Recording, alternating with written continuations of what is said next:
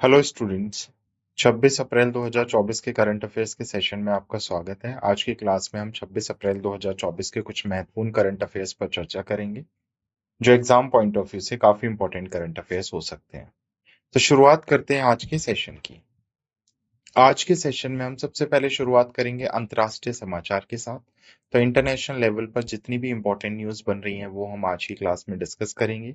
या तो किसी इंटरनेशनल ऑर्गेनाइजेशन से कोई न्यूज़ बन रही है, किसी इंटरनेशनल अथॉरिटी से इंटरनेशनल लेवल पर कोई अपॉइंटमेंट हो रहा है किसी प्रेसिडेंट या प्राइम मिनिस्टर का, तो वो हम अंतर्राष्ट्रीय समाचार में कवर करेंगे।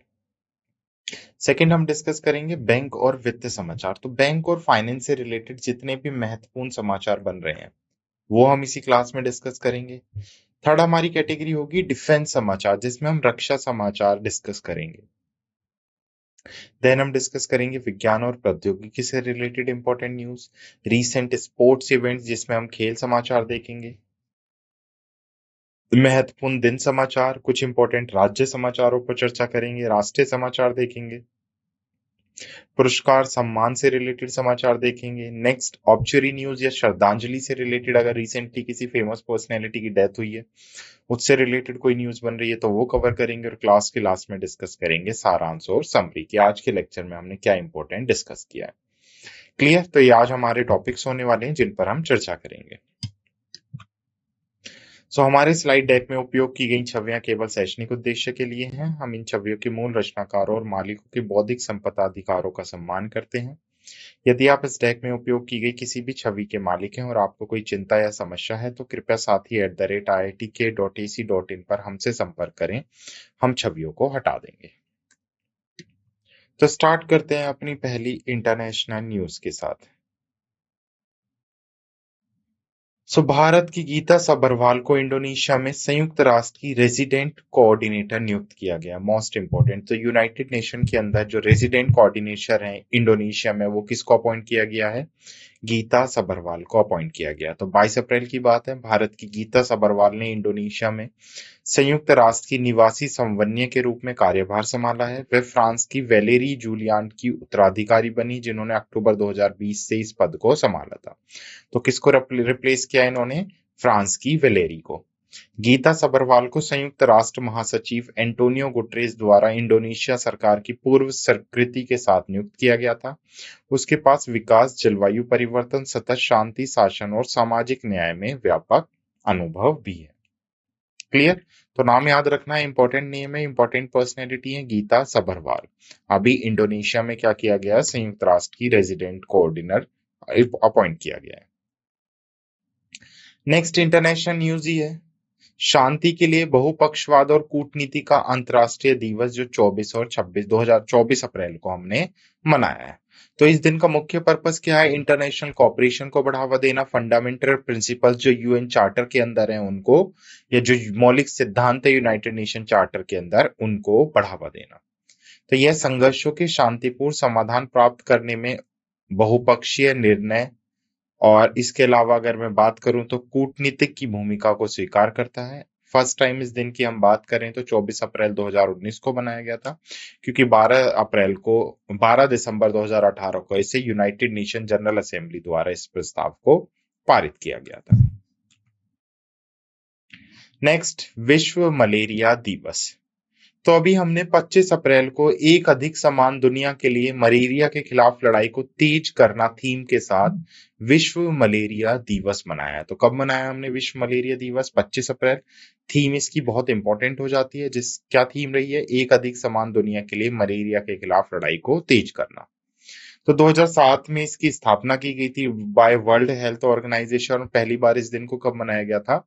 25 अप्रैल 2008 को मनाया गया था। तो इस दिन का मुख्य पर्पस क्या है? इस दिन का मुख्य पर्पस है मलेरिया को नियंत्रित करना, मलेरिया को समाप्त, इरेडिकेट करना मलेरिया जैसी बीमारी को, और उसके साथ साथ मलेरिया के प्रति लोगों में जागरूकता फैलाना। नेक्स्ट इंटरनेशनल न्यूज ही है, इंटरनेशनल चेरनोबिल आपदा स्मरण दिवस। तो अभी जो 1986 में 26 अप्रैल को विनाशकारी घटना हुई थी चेरनोबिल, जिसमें परमाणु आपदा से के कारण बहुत सारे लोगों की डेथ हुई थी, तो उन्हीं पीड़ितों को याद करने के लिए 26 अप्रैल को चेरनोबिल आपदा स्मरण दिवस मनाया गया है। तो चेरनोबिल परमाणु ऊर्जा संयंत्र विस्फोट ने वायुमंडल में एक विशाल रेडियोधर्मी बादल छोड़ दिया था। लगभग 8.4 मिलियन लोग हानिकारक परमाणु विकिरण के संपर्क में आए थे। क्लियर। नेक्स्ट इंपॉर्टेंट डे है वर्ल्ड इंटेलेक्चुअल प्रॉपर्टी डे 2024, जिसे हम बौद्धिक संपदा दिवस के नाम से भी जानते हैं। तो अभी पूरे विश्व में 26 अप्रैल को आईपी और एसडीजी नवाचार और रचनात्मक के साथ हमारा साझा भविष्य थीम के साथ हमने विश्व बौद्धिक संपदा दिवस मनाया है। तो बौद्धिक संपदा की भूमिका को नवाचार और रचनात्मक को प्रोत्साहित करने में बढ़ावा देने के लिए यह दिन मनाया जाता है। उसके साथ साथ जो इंटेलेक्चुअल प्रॉपर्टी है और उसके साथ साथ जो सस्टेनेबल डेवलपमेंट गोल्स हैं, जिन्हें हम सतत विकास लक्ष्यों के नाम से जानते हैं, ये दिन उन्हें प्राप्त करने में भी रेखांकित करता है। सभी के लिए नवाचार और रचनात्मक के माध्यम से एक बेहतर भविष्य बनाने का यह दिन लक्ष्य रखता है। तो याद रखना, विश्व बौद्धिक संपदा दिवस 26 अप्रैल को, और थीम याद रखने आईपीएन एसडीजी, आईपी से इंटेलेक्चुअल प्रॉपर्टी और एसडीजी से सस्टेनेबल डेवलपमेंट गोल्स, जो यूनाइटेड नेशन के थ्रू स्टार्ट किए गए थे। नेक्स्ट बैंक और फाइनेंस से हैं। भारत के आईएफएससीए और कुवैत के सीएमए ने सूचना साझा करने के लिए समझौते ज्ञापन पर हस्ताक्षर किए हैं। तो भारत का एफएसए है, international financial service centre authority, और उसके साथ साथ कुवैत का सीएमए है, जिसे कैपिटल मार्केट अथॉरिटी के नाम से जाना जाता है। तो इन दोनों ने अभी क्या किया है, टाई अप किया है सूचना साझा करने के लिए। तो इंफॉर्मेशन शेयरिंग के लिए अभी कुवैत और भारत के दो ऑर्गेनाइजेशंस ने आपस में हस्ताक्षर किए। इस हस्ताक्षर का मुख्य उद्देश्य क्या है? टेक्नोलॉजी से रिलेटेड, इनोवेशन से रिलेटेड, फाइनेंस से रिलेटेड इंफॉर्मेशन शेयर करना और इकोसिस्टम को रेगुलेट करना। क्लियर। तो कुवैत सिटी में भारत कुवैत निवेश सम्मेलन 2G.0 के दौरान हस्ताक्षर किए गए हैं। भारत और कुवैत में वित्तीय बाजारों के विकास को बढ़ावा देने के लिए साझेदारी प्रयासरत है। नेक्स्ट बैंक और फाइनेंस से ही है। आरबीआई ने एआरसी यानी एसेट्स रिकंस्ट्रक्शन कंपनी के लिए न्यूनतम पूंजी आवश्यकता को बढ़ाकर 300 करोड़ रुपए किया है। डिप्टी गवर्नर टी रविशंकर का 1 साल का विस्तार मिला है। तो देखो 2 पॉइंट्स आ गए हैं यहाँ पर। ARC assets reconstruction company, ARC है क्या? सबसे पहले आपको समझना होगा SARFAESI act, securitisation and reconstruction of financial assets. तो सरफाइसी एक्ट को 2002 में आरबीआई के थ्रू लाया गया था, जिसने बेसिकली जो बैंक्स हैं उनको पावरफुल कर दिया। कुछ कंडीशंस को छोड़कर बैंक बिना कोड जाए डायरेक्ट सिक्योरिटीज को कैप्चर कर सकते हैं। अब मैंने लोन लिया है, अब मैं क्या कर सकता हूं? अगर मैं लोन पे ना करूं, किसी सिक्योरिटी के अगेंस्ट मैंने लोन लिया है, वेदर इट इज कोई मूवेबल सिक्योरिटी है या इमूवेबल सिक्योरिटी है, तो बैंक के पास राइट्स हैं, वो कैप्चर कर सकता है मेरी सिक्योरिटीज को या सीज कर सकता है मेरी सिक्योरिटीज को अंडर सरफाइसी एक्ट। तो सरफाइसी एक्ट के अंदर ही एआरसीज लाई गई थी, एसेट्स रिकंस्ट्रक्शन कंपनी, जिसको एस्टेब्लिश करने के लिए मिनिमम जो एसेट्स थे या मिनिमम पूंजी जो थी वो 100 करोड़ थी। तो पहला काम क्या किया आरबीआई ने, जो मिनिमम लिमिट है उसको बढ़ाकर कितना कर दिया? 300 करोड़ कर दिया है।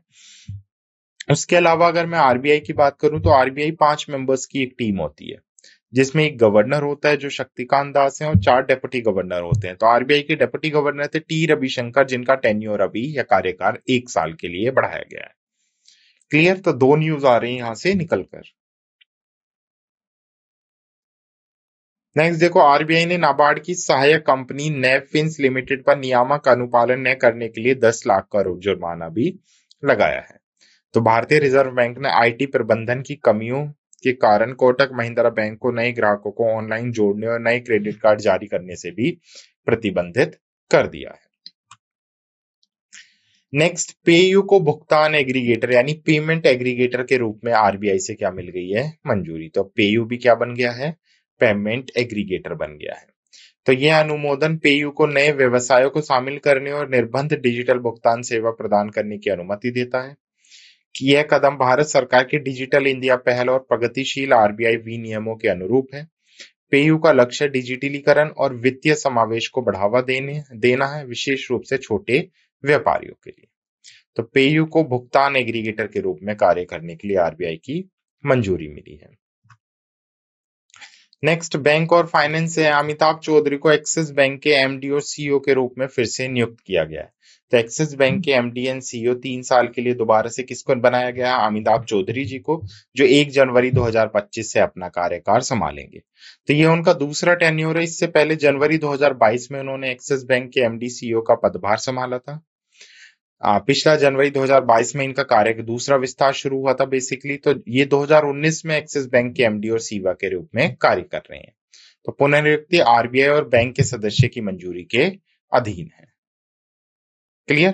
तो याद रखना है, अमिताभ चौधरी को एक्सिस बैंक के एमडी और सीईओ के रूप में नियुक्त किया गया है।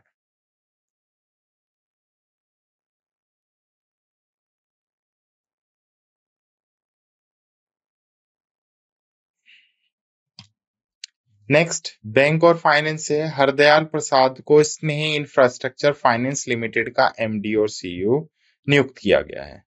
तो श्रेय इंफ्रास्ट्रक्चर फाइनेंशियल लिमिटेड के बोर्ड ने हरदयाल प्रसाद को अपना एमडी और सीईओ बनाया है। उन्होंने पहले SBI cards and payment services limited और पीएनबी हाउसिंग फाइनेंस लिमिटेड के एमडी और सीईओ के रूप में कार्य किया था। उनके नेतृत्व में एसआईएफएल निर्माण और खनन उपकरण वित्त पोषण उद्योग में फिर से प्रवेश करने की योजना बना रहा है। अक्टूबर 2021 में आरबीआई ने एसआईएफएल के बोर्ड को भंग कर दिया और आईबीसी कार्यवाही शुरू की, जिसमें एनएआरसीएल ने कंपनियों को अधिग्रहण कर उनके ऋण को सुलझाने का भी प्रयास किया है। तो हरदयाल प्रसाद को स्नेह इंफ्रास्ट्रक्चर फाइनेंस लिमिटेड का एमडी और सीईओ नियुक्त किया गया। क्लियर? ओके।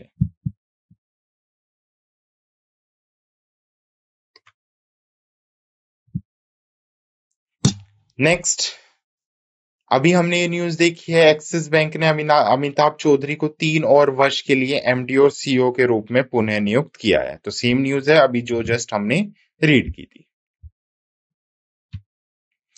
नेक्स्ट, बैंक और फाइनेंस से ये रविशंकर को फिर से आरबीआई के डिप्टी गवर्नर के रूप में नियुक्त किया गया। सरकार ने 1 साल का विस्तार किया है।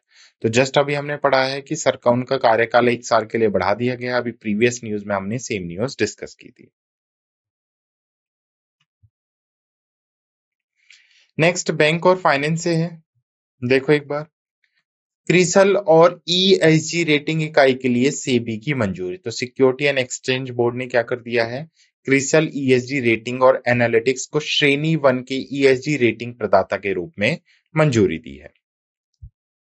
तो यह भारत में पर्यावरण, सामाजिक और शासन आंकड़ों के क्षेत्र में एक महत्वपूर्ण विकास को भी दर्शाता है।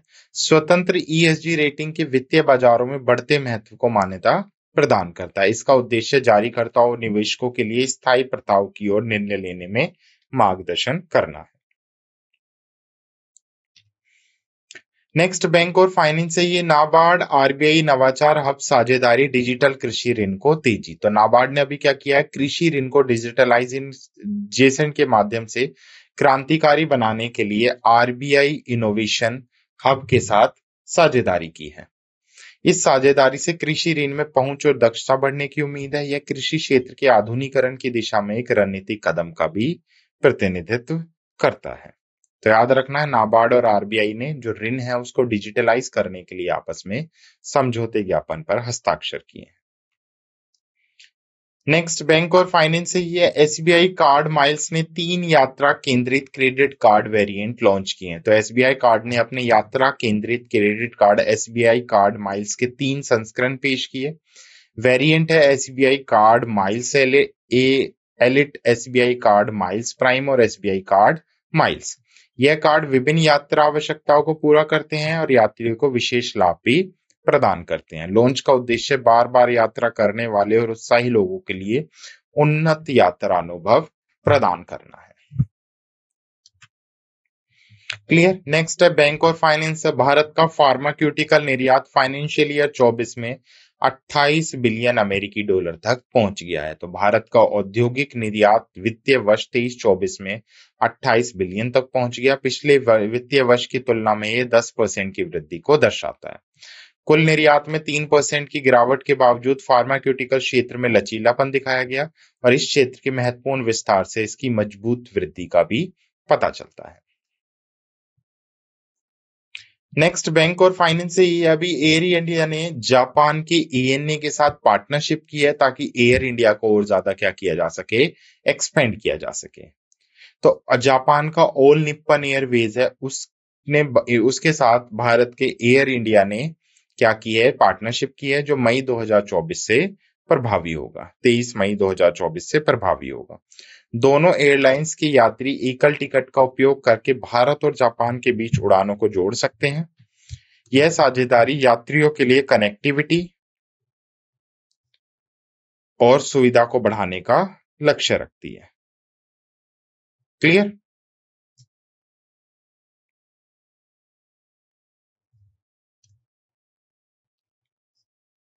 ओके। नेक्स्ट डिफेंस से न्यूज है। भारतीय वायुसेना ने हवाई प्रक्षेपित बैलिस्टिक मिसाइल का सफल परीक्षण किया है। भारतीय वायुसेना ने एक नई वायु प्रक्षेपित मध्य दूरी की बैलिस्टिक मिसाइल का सफल परीक्षण किया। मिसाइल, जिसको कोड नेम रॉक्स या क्रिस्टल मेज 2 है, उसको Su-30 MKI लड़ाकू विमान से परीक्षण के लिए दागा गया।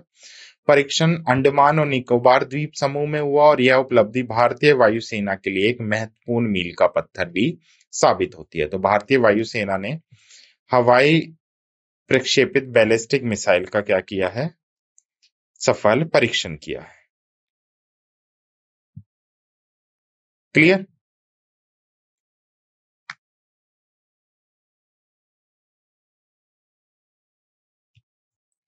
नेक्स्ट साइंस एंड टेक्नोलॉजी से है।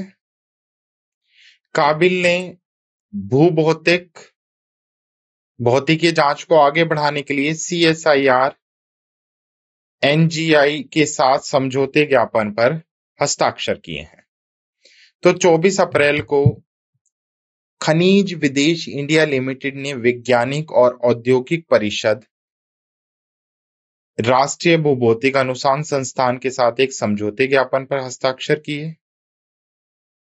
सहयोग का उद्देश्य सर्वेक्षण, डेटा विश्लेषण और तकनीकी सहायता के माध्यम से महत्वपूर्ण और रणनीतिक खनिजों में काबिल की परियोजना को मजबूत करना है। काबिल के CEO सदाशिव सामंतरे और CSIR NGRI के निर्देशक डॉक्टर प्रकाश कुमार द्वारा भुवनेश्वर, ओडिशा में समझौते ज्ञापन पर हस्ताक्षर किए गए। काबिल खनन मंत्रालय के तहत नेल्को हिंदुस्तान कॉपर लिमिटेड और mineral exploration and consultancy limited का एक संयुक्त उद्यम भी है। तो काबिल ने भूभौतिकीय जांचों को आगे बढ़ाने के लिए CSIR NGRI के साथ समझौते ज्ञापन पर हस्ताक्षर किए हैं। नेक्स्ट साइंस एंड टेक्नोलॉजी से international girl in ICT day 2024।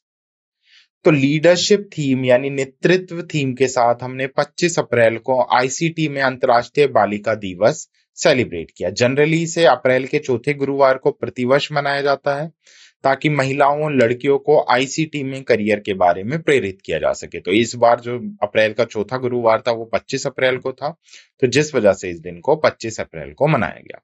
पहली बार इस दिन की बात करूं तो पहली बार इस दिन को 28 अप्रैल 2011 को अंतर्राष्ट्रीय बालिका दिवस के रूप में मनाया गया था। तो यह दिन अंतर्राष्ट्रीय दूरसंचार संघ यानी इंटरनेशनल टेलीकम्युनिकेशन यूनियन द्वारा आयोजित किया जाता है, जो संयुक्त राष्ट्र की ही एक विशेष एजेंसी है। क्लियर? नेक्स्ट, फी3 मिनी की क्षमता को अनलॉक करना, AI में माइक्रोसॉफ्ट की क्रांतिकारी खोज। तो माइक्रोसॉफ्ट ने PHI-3 मिनी का अनावरण किया, जो AI नवाचार में एक महत्वपूर्ण मील का पत्थर है। छोटा भाषा मॉडल बेजोड़ प्रदर्शन और दक्षता प्रदान करता है। PHI-3 मिनी ने बेंचमार्क को पार कर लिया, समान और बड़े आकार के मॉडलों पर श्रेष्ठता प्रदर्शन करते हुए। भारत की प्रमुख कंपनियां जैसे ITC इस तकनीक का लाभ उठा रही हैं। यह माइक्रोसॉफ्ट के अत्याधुनिक AI समाधान प्रदान करने की प्रतिबद्धता को भी दर्शाता है। तो याद रखना, PHI-3 मिनी की क्षमता को अनलॉक करना, AI में माइक्रोसॉफ्ट की क्रांतिकारी खोज। नेक्स्ट साइंस एंड टेक्नोलॉजी से है। रॉकेट लैब ने नासा के ACS-3 और दक्षिण कोरिया की NeonSat-1 को कक्षा में प्रक्षेपित किया है। तो 24 अप्रैल 2024 को रॉकेट लैब के इलेक्ट्रॉन रॉकेट ने नासा के advance composite solar sail system और दक्षिण कोरिया के NeonSat-1 को लॉन्च किया। नासा का ACS-3 एक प्रौद्योगिकी प्रदर्शन है जो सूर्य के प्रकाश का उपयोग करके एक अंतरिक्ष यान को आगे बढ़ाता है। नियोनसेट 1 एक पृथ्वी अवलोकन उपग्रह है जिसे कोरियाई प्रायद्वीप के साथ प्राकृतिक आपदा की निगरानी के लिए डिजाइन किया गया है। मिशन का उद्देश्य नए मिश्रित बूम का परीक्षण करना है जो लगभग 30 फीट प्रति पक्ष के आकार का एक वर्गाकार सौर पाल खोलेगा। तो रॉकेट लैब ने नासा के ACS-3 और दक्षिण कोरिया के नियोनसेट 1 को कक्षा में प्रक्षेपित किया है। नेक्स्ट स्पोर्ट्स न्यूज है। उसेन बोल्ट को ICC पुरुष T20 विश्व कप 2024 का एम्बेसडर नियुक्त किया गया है। तो ICC T20 हम सबको पता है वेस्ट इंडीज और USA में 1 से 29 जून तक ये आयोजित किए जाएंगे। तो उसेन बोल्ट को इस कार्यक्रम में राजदूत के रूप में या ब्रांड एम्बेसडर के रूप में नियुक्त किया गया है। तो 2024 का ICC पुरुष T20 विश्व कप 20 टीमों के बीच 55 मैचों में खेला जाएगा।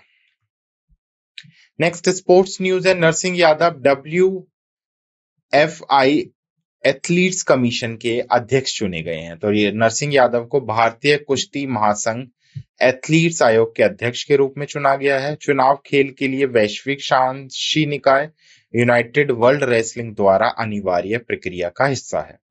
WFI का निलंबन हटाने के लिए एथलीट्स कमीशन की स्थापना एक शर्त थी। आयोग पहलवानों की शिकायतों का समाधान करने का लक्ष्य रखता है। तो याद रखना है नरसिंह यादव को विश्व भारतीय कुश्ती महासंघ के एथलीट्स के रूप में चुना गया है। तो रेसलिंग फेडरेशन ऑफ इंडिया के हेड कौन बने हैं? Narsingh Yadav. Next important days से अगर मैं बात करूं तो भारतीय ऐतिहासिक अभिलेख आयोग ने नए लोगो और आदर्श वाक्य जारी किया है। तो जो इंडिया का हिस्टोरिकल रिकॉर्ड कमीशन है उसने अभी अपना न्यू लोगो एंड मोटो जारी किया है। 1919 में स्थापित IHRC भारत में अभिलेखीय मामलों पर एक शीर्ष सलाहकार निकाय है। यह रचनाकारों, संरक्षणों और अभिलेखों के उपयोगकर्ता के लिए एक राष्ट्रीय मंच के रूप में कार्य करता है।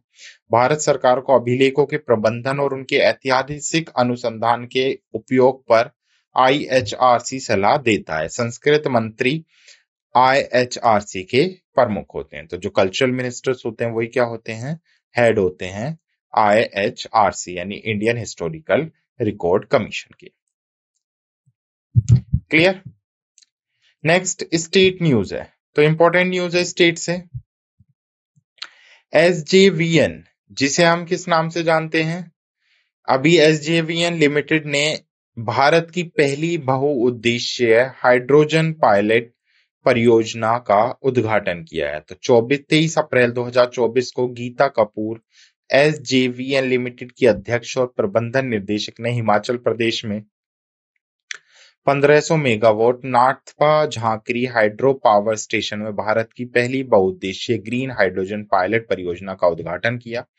परियोजना राष्ट्रीय ग्रीन हाइड्रोजन मिशन के साथ मेल खाती है और बिजली क्षेत्र में ग्रीन हाइड्रोजन उत्पादन के बुनियादी ढांचे को तेज करने का लक्ष्य रखती है।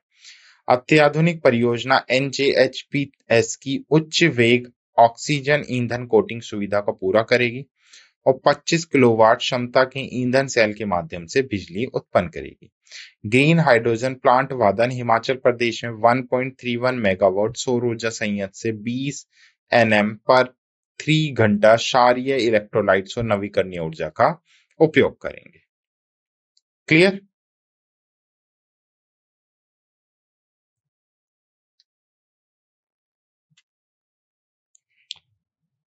नेक्स्ट, भारत की पहली बहुउद्देशीय ग्रीन हाइड्रोजन पायलट परियोजना हिमाचल प्रदेश में उद्घाटित हुई है। तो अभी हमने देखा है SJVN के थ्रू यानी जो हमारा सतलुज जल विद्युत निगम है उसने हिमाचल प्रदेश में 1500 मेगावाट का प्रोजेक्ट इनॉग्रेट किया है।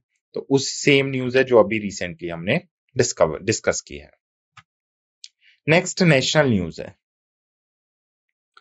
तो केंद्र सरकार ने दवा और चिकित्सा उपकरण मूल्य निर्धारण सुधारों के लिए एक समिति का विस्तार किया। तो फार्मास्यूटिकल विभाग ने रसायन और उर्वरक मंत्रालय के तहत विभिन्न उद्योग संगठनों के प्रतिनिधियों को शामिल करके दवा और चिकित्सा उपकरण मूल्य निर्धारण सुधारों के लिए समिति का विस्तार किया। समिति का उद्देश्य आवश्यक दवाओं की कीमत और उपलब्धता को संतुलित करना और राष्ट्रीय औषधि मूल्य निर्धारित प्राधिकरण के भीतर संस्थागत सुधारों का सुझाव देना है। विशेष आमंत्रियों में OPPI के महानिर्देशक और USISPF के प्रबंध निर्देशक सहित अन्य शामिल हैं। समिति चिकित्सा उपकरणों के लिए मूल्य संयम का एक ढांचा तैयार करेगी और उद्योग के विकास और निर्यात को बढ़ावा देने के लिए प्रोत्साहन प्रदान करेगी। तो केंद्र सरकार ने दवा और चिकित्सा उपकरण मूल्य निर्धारण सुधारों के लिए समिति का विस्तार किया। नेक्स्ट नेशनल न्यूज है, दिल्ली, NCR और मुंबई के भारतीय संस्थानों ने NASA human exploration rover challenge 2024 पुरस्कार जीता है। तो मोस्ट इंपॉर्टेंट अवार्ड है NASA human exploration rover challenge. किसने जीता है? दिल्ली, NCR और मुंबई के भारतीय संस्थानों ने। तो दिल्ली NCR के Christian institute of engineering and technology, जिसे काइट के नाम से जानते हैं, उसने क्रेशन बर्नर पुरस्कार जीता। वहीं मुंबई के कनाकिया इंटरनेशनल स्कूल ने रूकी ऑफ द ईयर पुरस्कार जीता है।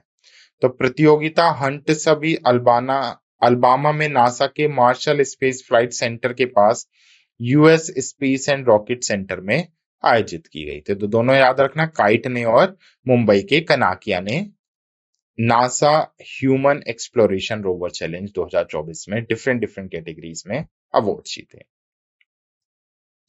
क्लियर? नेक्स्ट अवार्ड से है लता दीनानाथ मंगेशकर अवार्ड। तो हमने प्रीवियसली भी देखा था ये 2023 के लिए किसको दिया गया था। अभी यहाँ पे बात हो रही है रिसेंटली लता दीनानाथ मंगेशकर अवार्ड अभिनेता रणदीप हुड्डा को दिया गया है।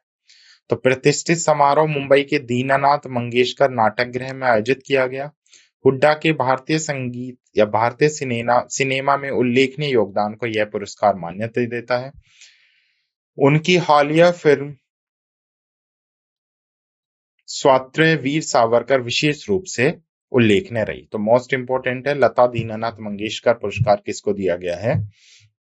रणदीप हुड्डा जी को दिया गया है। नेक्स्ट ऑब्चरी से है, सुधीर काकर भारतीय मनोवैज्ञानिक के जनक, जिनका भी क्या हो गया है, निधन हो गया है। तो सुधीर काकर जो एक प्रसिद्ध लेखक, सांस्कृतिक आलोचक और भारतीय मनोविज्ञान के जनक थे, उनका भी 85 वर्ष की आयु में निधन हो गया।